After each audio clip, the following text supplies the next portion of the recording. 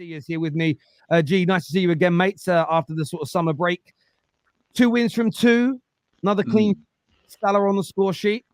No, big up, man. Nice to see you again, bro. But yeah, honestly, it was a calm performance, bro. It was just a calm performance. I listened to what that super chat said about first half.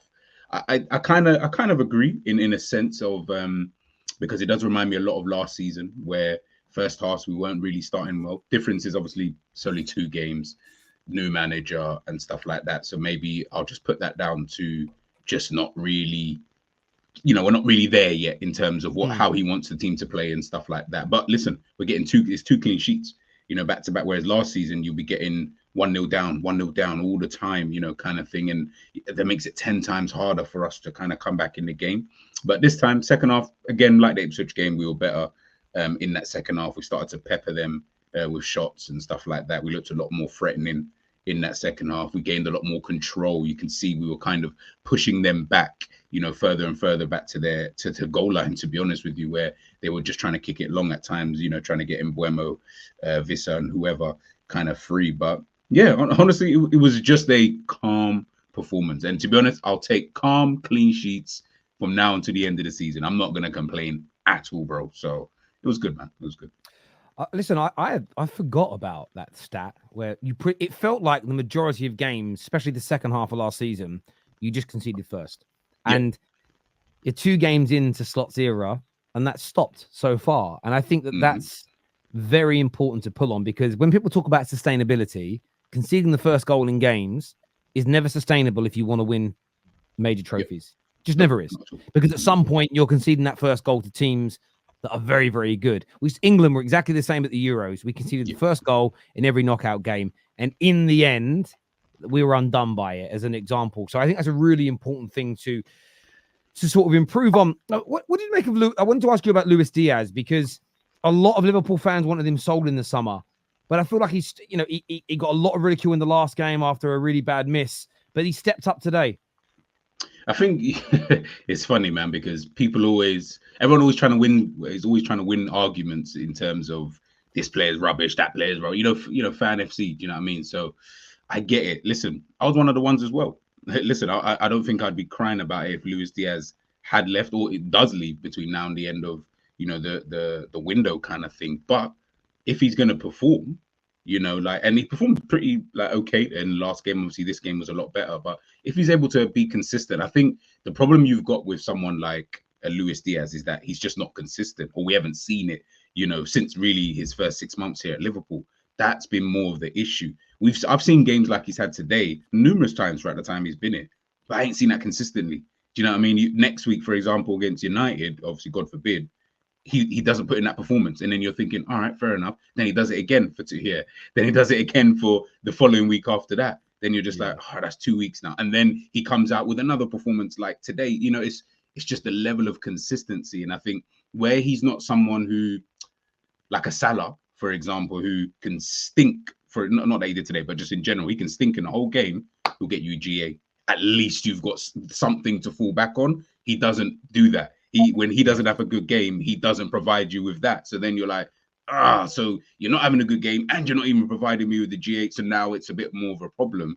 If he's able to just be consistent, and again, I'm not asking him to score 30, 40 goals in the season, but at least be consistent with your performance. If you do that, I promise you, people like myself, and I hold my hands up, we'll have to hold our hands up. Yeah, I mean, we're going to have to just hold that L, so to speak, in terms of, wanting this player to leave. But I think it's going to be a big season for him. I think if he doesn't perform this season, he's going to have to go. Or people are going to be more on him going, to be honest. No, I agree. And in fairness, a lot of the audience have said the first thing that when Husam turns up that we want you to ask him about is Luis Diaz today. Because obviously I know that, Husam is someone that wants him out. But I also feel that you can talk about a player's performance. And we spoke about this on the Chelsea match reaction earlier. Because some people said I was a hypocrite because I praised Enzo Fernandez's second half performance. But it was very good. So, of course, I'm going to perform. Shows up. It's not being hypocritical to say today that person was very good, even though 10 other times I said they were poor today. It's being honest and it's being integral and it's being authentic. And Luis Diaz was very good today. And I'm sure Husam shares that view. Of course, he was good today. Of course. I mean, listen, people just love this, and this is point. It's listen. I get it. I get it. G gets it. I know Terry gets it as well. Listen, it's part of being a content creator. I understand. People just come here as soon as you have an opinion. Oh my God, apologize. No one's apologizing. No one's apologizing. G just said something there. He mentioned the fantastic word that we cannot relate Luis Diaz with, and that's consistency. The problem with him is consistently doing this. That's the issue that all of us have. Yes, today was a fantastic finish. Yes, today was an incredible finish. Now do it again and again and again and again and again and again. And if you do it again and again and again and again, you see why. As an example, I know because I've heard G speak before. Exactly why the likes of Mo gets praise, and others in the team who do it at a more consistent level. So no one will apologize to anyone after one game because that's never how football has ever been operated, ever. And we shouldn't suddenly change the way we speak on the sport just because a guy scored in one game. And by the way, because I speak up against Diaz so much, I got this, just so Terry knows this, I got this in preseason. He scored 2 goals against Sevilla and people wanted apologies because of 2 preseason goals. So we're not going to apologize to players based off of one game. Apologies come when you give me 15, 20 consistent games. I'm not saying score in every game, but at least make the right decisions in the final third. That's the thing. Because how about Luis Diaz apologized to us? Because last season he looked Ederson in the eye and he shot at the corner flag. Did I ask for an apology? No, I didn't. So let's not do this. But here's the positives from today's game. Now that we've gotten the shit stuff out of the way, here's the positives from this game. Second clean sheet. Only 2 clubs currently in the Premier League sitting on 2 clean sheets in 2 games, 6 points obviously as well. So for me, this is just unbelievably a good sign because I'm Jurgen Klopp probably biggest fan in the whole Terrace community. Like no one loves Jurgen Klopp as much as me. Terry knows what I went through with a lot of Liverpool fans, even during like when the season was kind of shit a little bit. I kept defending Jurgen Klopp because his philosophy is basically gung-ho football, which means that the negative of it is you will concede chances. Now, the good thing for me is I'm looking at the Ipswich game and the Brentford game, and we aren't conceding as many chances as we used to probably back in the day, like in the last 2-3 years, which is a massive sign. So yeah, for me, that is just a good sign of things to come. I think McAllister is the unsung hero today. Absolute baller in midfield. Incredible performance.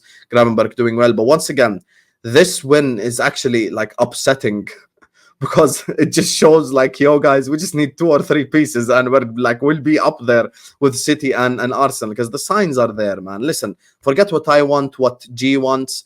You forget what any Liverpool fan wants. Arne Slot himself tells you need a DM. Just go get the DM. Go get the left back because Robertson can be upgraded on.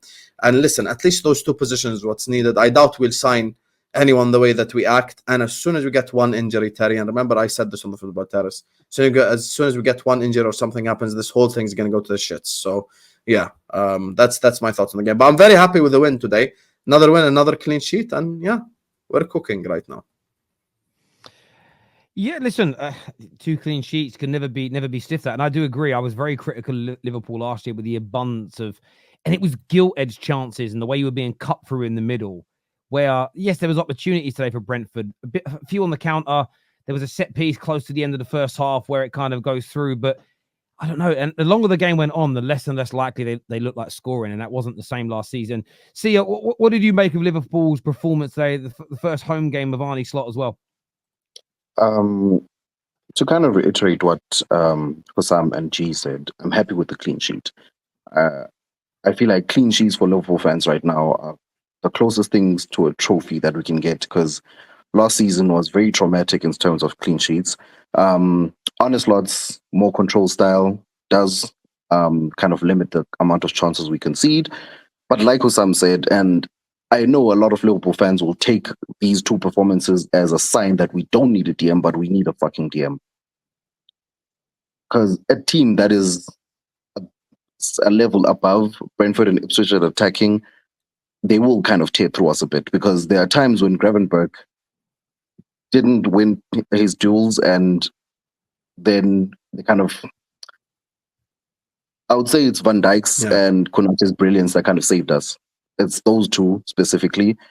Robertson had an okay performance for once, but still, we do need a left And back. McAllister, to be fair. Yeah, definitely McAllister as well. Otherwise, it's a good performance.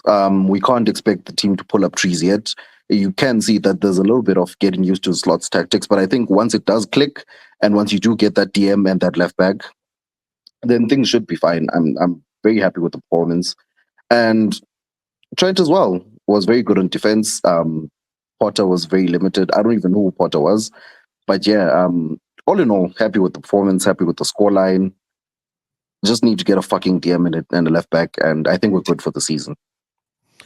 On that, a Liverpool fan here says Gavin Burke has been revolutionary in the 6, Oh, for and fuck's Maka looks sake. comfortable. What do you guys make of that comment here from this Liverpool fan? This is what's called premature ejaculation. Beating Brentford at home and Ipswich away is not an indicator of a 38 Premier League game season. Forget, never give up, with all due respect. Forget what any of us on the panel say, or what you say. Slot himself, assess the squad, told you we need a DM. He did not go into Richard Hughes' office and say, get me Zubimendi or no one. Use logic and be realistic about what's happening. Don't get Even too Endo gassed. said we need a DM. Yeah, Endo himself said we need a DM. Allison said we need signings. Van Dijk said we need signings. Let's not take the piss now. This win does not mean we don't need signings. Mike's with us here. How you doing, Mike? What's going on, Terry? How are you? Yeah, I'm very, very well, mate. I assume you're a Liverpool fan. Yeah, very, Good. very much so. Good. What did you make of today overall? I mean, listen, attacking wise, the link-up play was excellent, especially at the beginning of the second half. The way that we were able to just kind of cut through Brentford with simple 1-2s. You know, I know that Mo sort of ghosted in certain areas of the game, but then he started to shine, and so did Soboslai, and so did Jota when he was on the pitch, and even Diaz. You know, Diaz with a goal and an assist. My favorite part, I would say, would be, I think that in defensive transition, we were much more collective in getting back. Like every time Brentford were going up the pitch, you saw 5 Liverpool players coming back. There would be two Brentford attackers and 5 Liverpool defenders. That's something that you just didn't see last season. When we got counterattacked, it was pretty much like 3-on-2 the whole way through. Now we're defending more as a collective. The set piece defending was a little bit concerning, but I think that's just going to take some time because both of Brentford's big chances came off of set pieces. But then again, so does like every team, you know? So I can sit here and I could say that that's concerning, but also every team needs to kind of, you know, be concerned about that. But the big thing for me is, I don't know, like, I don't want to sit here and say, like, we need a 6. Like, I don't want to say that we need a DM. I think that ultimately it's just about depth, right? Like, I don't want to characterize the profile of player that we need because, I mean, listen, I'm not Slot. And I think that Gravenberch was great today. And if you're going to sit there and tell me that I need a destroyer holding midfielder who's press resistant, I'm just going to look at you and say, did you look at the last 2 games? I mean, we got pressed for the entire first half and every player was able to handle his own. We didn't concede a stupid turnover in our own half that led to a counterattack in either of those games, which is a problem that we had last season. The issue for me is that I think we're going to look great up until October, November, when we're playing 3 games a week and we don't have the rotation to deal with that. Like, I don't think that you need to go and drop 60 million on Zubimendi. Like, if he doesn't want to come to Liverpool, it's not the end of the world. But there's other players out there who are quality, who can provide depth. And if you're going to sell the youth who essentially saved us in certain competitions last season, and also, I mean, in January and February, then where's that cover going to come from? So to me, the only logical response here, like Liverpool not buying players to me is gross negligence. And if there's any logic behind it, it's that they believe that we can compete for the first 4 months, be in a position where we're 6-10 points off first place, and then buy players. But then again, if you do that, the price goes up. So, you know, I think that a lot of people condemn Liverpool fans saying you're just yelling 6, you're yelling left back. But to me, it's just more about future sight and looking at the fact that we're going to have to play 3 games a week. And I don't think we have the players, let alone the quality, to do it, because our starting 11 is fantastic. And if this were FIFA and everyone were fully fit at the beginning of every game, I would totally agree with you, Terry. We could easily compete for this league. We could easily finish within 5 points, but it's not FIFA. And I know that Arne Slot came in because his past records with injuries are sensational, right? Like the guy, people do not get hurt with him. but it's still like these are still human beings, and you're still playing 60 games a season. And I don't care who your manager is, your legs are going to get tired, especially if you run the way Soboslai was today. He was playing as a 10, but he was basically a box to box. Yeah, listen, I agree with what you're saying. Can I